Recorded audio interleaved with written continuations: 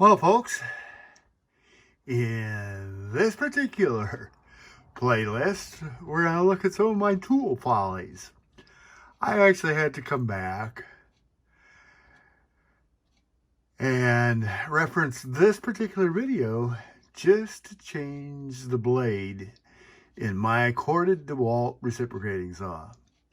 So, just so that if I ever run into this problem again, I'm going to put these up in their own playlist, so that if I have to revisit it, I can revisit my own stuff instead of somebody else's. That doesn't mean that I won't come back to this one eventually, but hey, the whole plan here is to keep things as simple and easy. This guy doesn't explain the problem that I ran into in mine, but what he does explain lets me know that what the progress that I thought I had made was the right progress. Well, I'm sure I'm making this harder than what it's supposed to be, but all I'm wanting to do is change the blade on my recip saw, and it ain't wanting to help me here. And so I actually went and watched a YouTube video. Imagine that.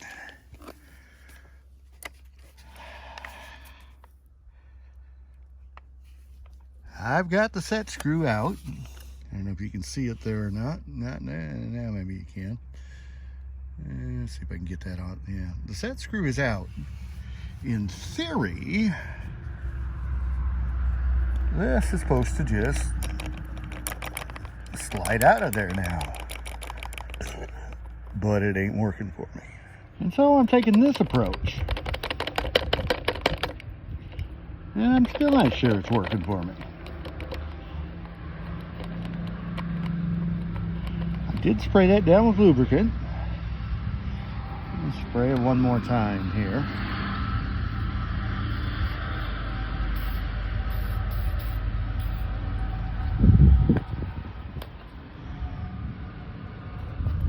Makes for exciting video, I know. But at some point here, okay, if I keep my fumble fingers working here, I think I'm beginning to gain here.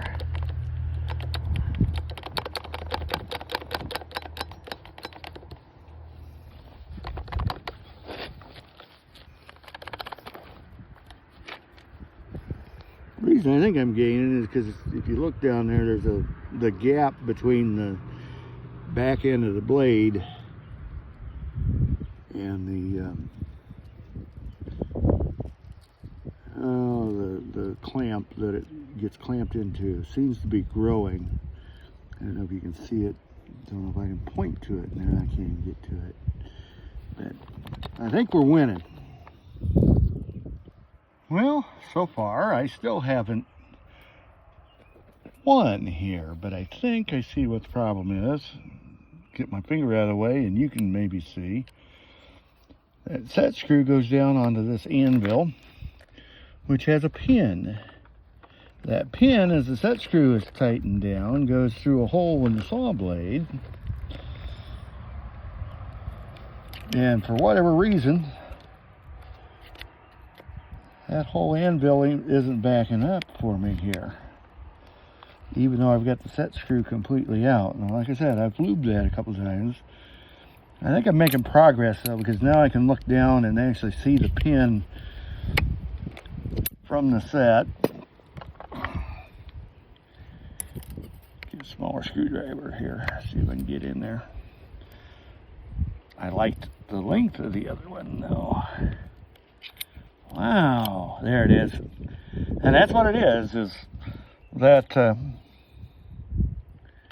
this thing here, I'm going to have to do a little bit of work on that and get that freed up so that the next time I change blades, I'm not having to fight it quite so bad. Let me see what I get here in just a little bit. Okay. Actually, I have that backwards. The anvil that the pin is in is not movable. What's moving here, or supposedly moving, is the lock mechanism. And so,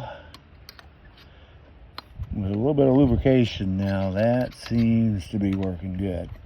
So if you're working one of these things and it's not working for you, it's this lock mechanism here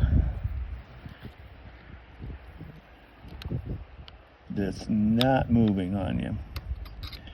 Right there, it's all the way open. That should accept the blade. When the screw gets tightened down, that pulls everything together. It actually, the screw is actually on this side, and so it's pushing everything together there that way. But that is working back and forth there.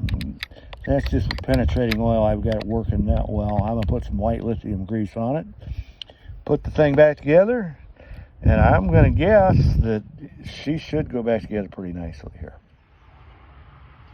Okay, yep, it went back together. And do you see my plug there? That tells me that I am unplugged, and that's a good thing. You never want to work on any saw with it still plugged in. These things are meant to cut, and for some reason that I'm not sure all of us have figured out, human flesh does not have a greater tensile strength than what that saw blade does. But anyway, that seems to have worked. We'll see if we can make this thing do the work I need it to do for me here. It's been a good old saw. Yeah, I had just forgotten how to change a blade, but I think we're cured now.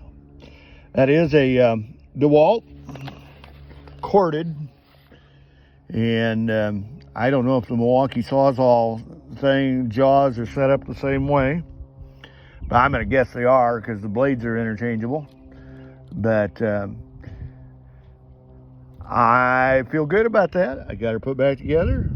Haven't busted anything yet, and for me, that's a good day.